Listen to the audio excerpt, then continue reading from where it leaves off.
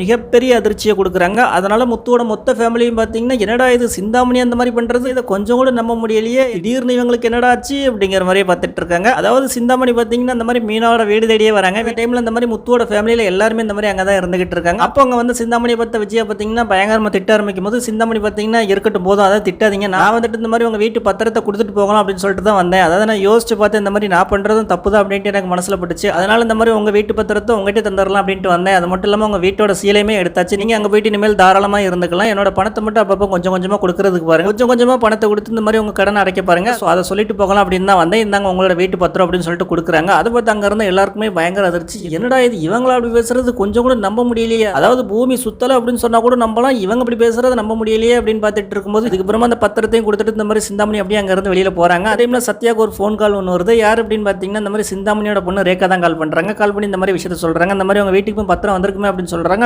சத்யாவோட ஆமா அப்படின்னு சொல்றாங்க. அது நான் தான் சொன்னேன், அதாவது நான் சொன்னேன், அதாவது நீ நானும் லவ் பண்ற விஷயம் இந்த மாதிரி எங்க அம்மாக்கு தெரிஞ்சிருச்சு, ஸோ அதை தான் சொன்னேன், ஸோ நீ இந்த மாதிரி அவங்க பத்திரத்தை கொடுக்கல அப்படின்னா நான் அவனு இப்பவே மேரேஜ் பண்ணிப்போம் அப்படின்னு சொன்னேன், ஸோ அதுக்கு பயந்துட்டு தான் இந்த மாதிரி வீடு தேடி வந்து பத்திரத்தை கொடுத்துட்டு போறாங்க அப்படின்னு சொல்றாங்க. அதுக்கப்புறமா அந்த விஷயத்தை சத்யா அந்த மாதிரி முத்துட்டு சொல்றாங்க. அதுக்கு முத்துவா அதான பார்த்தேன், இந்த மாவது திருந்துறதாவது இப்படி ஒரு செக் பாயிண்ட் அவங்க பொண்ணு வச்சிருக்கு போல அப்படின்னு சொல்லி பார்த்துட்டு இருக்கும்போது வெளியில போன சிந்தாமணி பார்த்தீங்கன்னா அப்படியே பயங்கர கோவமா அப்படியே மீனாவோட வீட்டை பார்க்குறாங்க. கடைசியில் நம்ம பொண்ணால் இந்த மாதிரி இப்படி கேவலப்பட்டமே, இவங்க கிட்டே போயிட்டு மன்னிப்பு கேட்குற நிலைமை நமக்கு வந்துருச்சு, கடைசியில் இந்த விஜயா சொன்ன மாதிரியே நடந்துரும் போலையே அப்படிங்கிற மாதிரியே பார்த்துட்டு இருக்காங்க.